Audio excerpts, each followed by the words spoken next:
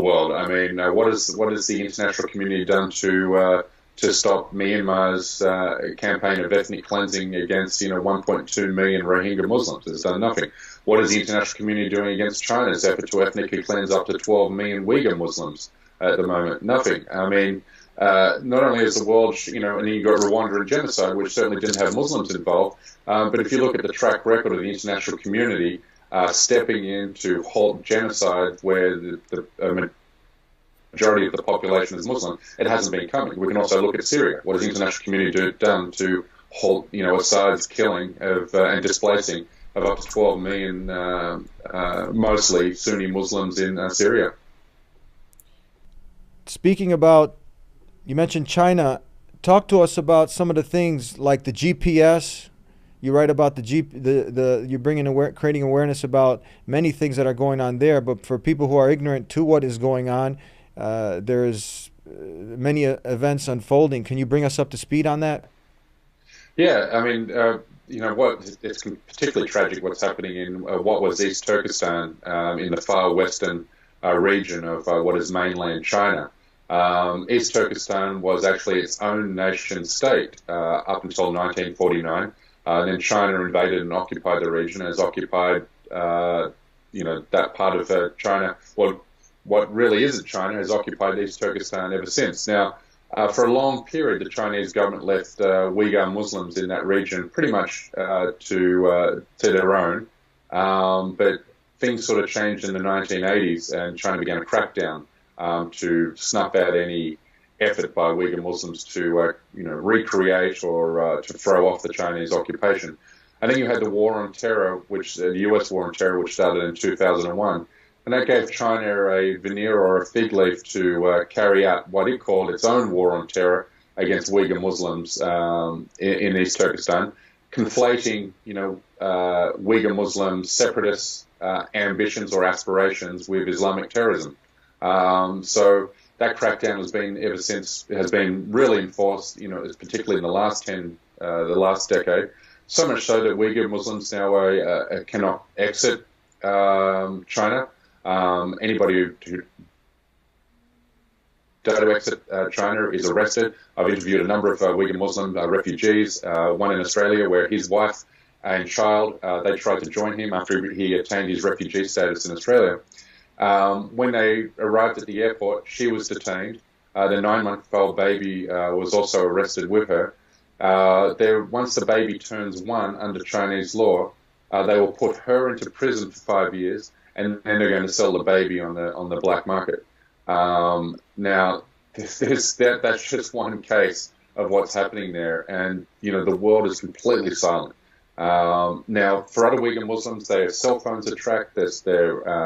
Their cars are located with GPS tracking devices. If they want to move out of East Turkestan and maybe go to Beijing or Shanghai, then they have to seek a special permit to do so. They're forced into re-education camps to force them to denounce Islam. Those who do not denounce Islam are then put into either hard labor camps or in prison for up to 5 to 10 years. Even Uyghur Muslim families are forced to have a Chinese communist representative in their home for Chinese nationalist holidays as part of indoctrinating them to the Chinese state ideology. Now, are women also being? I mean, this is what would you say a modern day Inquisition sounds like? Yeah, it really is that. I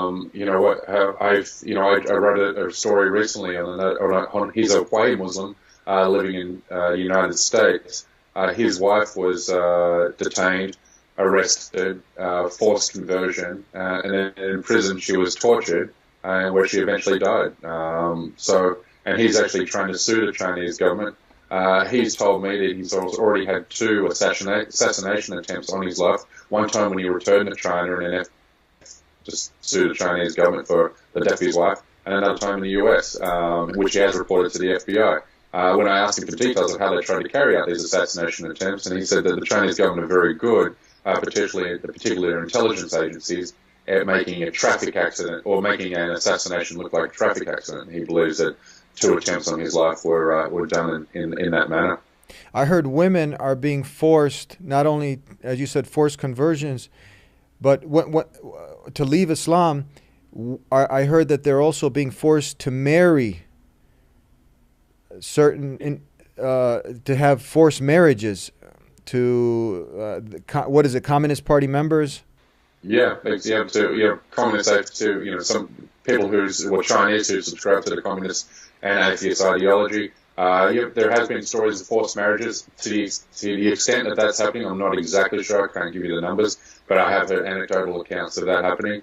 But I mean, families are being separated all the time. I mean, even now, the police, Chinese police in that province, have these new smart glasses. So they wear these glasses which are pick up facial recognition, identify facial recognition. That feeds back into a database, and they can identify a Uyghur Muslim on a train, on a bus, on a plane, even walking in the street. And if that Uyghur Muslim is wanted for any reason, it could be a parking violation, then it just gives them an excuse to make the arrest, force them to a re-education camp, and then they're processed accordingly. Wow, this is just so amazing to hear. It's so incredible. You can't wrap your mind. People are sitting at home here and enjoying many of the things that we have. We're not thinking about outside of the box, what's going on in the rest of the world. But this is in our day and age. This is actually happening. What can people do? What can people who have a heart? They want to make a change. What can someone do to speak out against this? What do you suggest?